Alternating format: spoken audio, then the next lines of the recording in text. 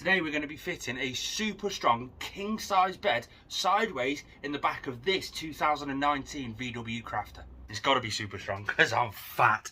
We've got to clear out some of the woodwork and the paneling. We've already got the mattress in place and we've got all the bits here. This is what you're going to need to do this yourself. One king size double mattress. These are the slats, keeping with the theme of this entire build. We're doing this on a budget. This was all cheap and cheerful, Facebook Marketplace. We got rid of the bed frame, we just kept the slats. We've got the Skorva midbeams from IKEA. Just 3 of them does perfectly fine. We'll tell you the logic behind them. And on top of that, we've got 6 of the brackets needed to secure it to the van. You're going to need a drill, some M8 bolts. I'm going nuts and bolts on this van. If you're doing it for a different van, you might need rivnuts. I'm tight, I can't afford the actual rivnut machine. You might notice my hands are black. That's because we've got something coming in our next video. Subscribe for that because I messed that up. The first thing we need to do is grab one of these Skorva midbeams. Now the thing with these is they are fully extendable, and due to the shape of them, they're extremely secure. We're going to put one across the back doors and see how far back we actually want the final beam at the back of the van, and mark up the brackets on each side. These are the brackets just here, 3 bolt holes in the top with the ridge just there. They just link in to that ridge just there, nice and secure. I wouldn't think we're actually running out of space in this van with the amount of flooring and stuff we've got lying around, but that needs to stay down because we've got nowhere else we can put it where it's not going to get in the way of the bed. We need the bed done as quick as possible so that we can start using the van just like we used to. I use the van to go and see my son, so I don't care if I'm going to get cold, if it's not insulated in time. I just want to go and see my son, so I need the bed to be able to do that.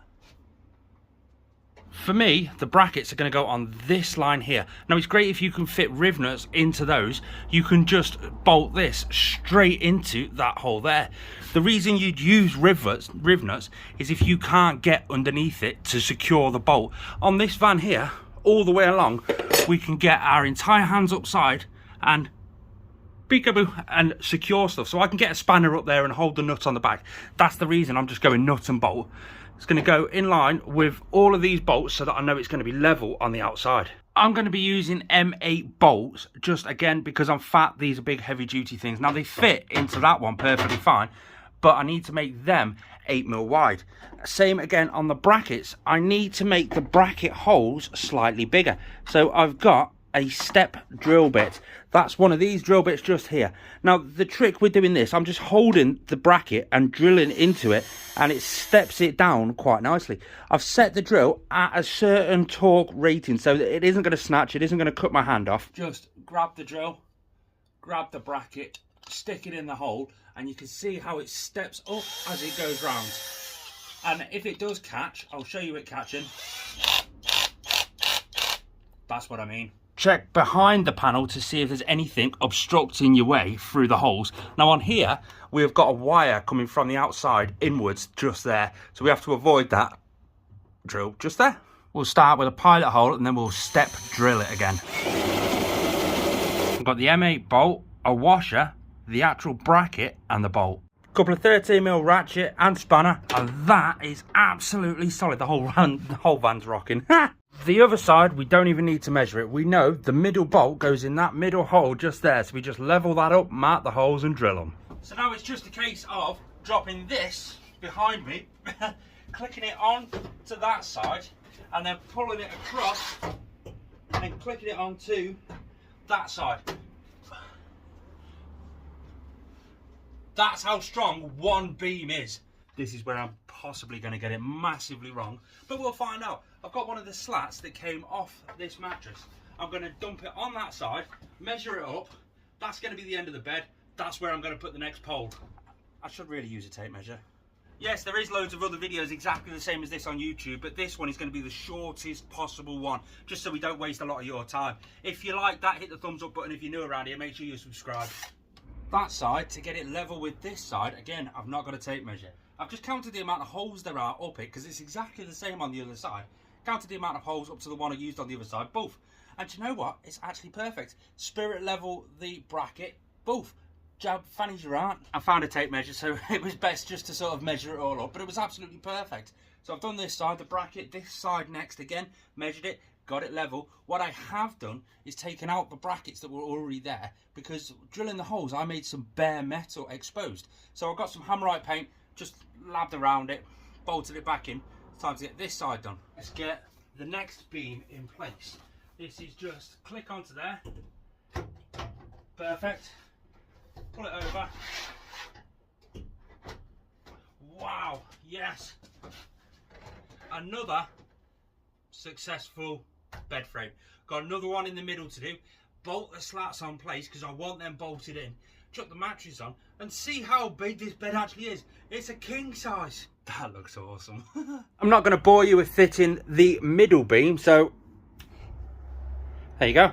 And with the slats on, that's what it looks like. Obviously, I've got to secure the slats down.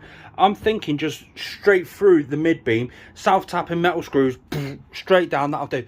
That way, when I've got flex when I'm on it, the outsides can still move ever so slightly. If I bolt just the outsides and I flex in the middle, it's going to put a lot of strain on these mid beams on the outside. It's bad when you have to start thinking about, I'm fat, how can I make this secure? That's it from the outside the back doors. It does hang over a little bit, but not enough. We've got a massive garage area underneath. Let's get it secured and sit on it, see if it does actually take my weight. Now the lighting is crap, so I do apologise, but you can see 2 holes straight in the middle. And again, I've already explained why. If it flexes, well, you've seen it already. Let's get the mattress on. It's going to be a strange thing getting back on top of this mattress, because this is my old one from back when I had a house. And it's going to be just strange getting back on it. But I've got a king size bed if it holds up my weight. Let's get it on. For me to be fully open with you guys, I've got to admit the mattress that I had was just a tad bit too long. Best part of 6 inches long. This whole middle piece was bulging up, and no matter how much I sat down, it just kept pressing on the sides too much. So what did I do? I tried to shorten that mattress. It was a pocket sprung mattress, so I tried to cut the end open and then tried to get an angle grinder and cut all the springs out. That failed. We ended up getting a new mattress. My theory with this mattress was it's memory foam. I can trim it down, and then just like I did in my old campervan, just get an electric butter knife, an old turkey carver, and just carve it.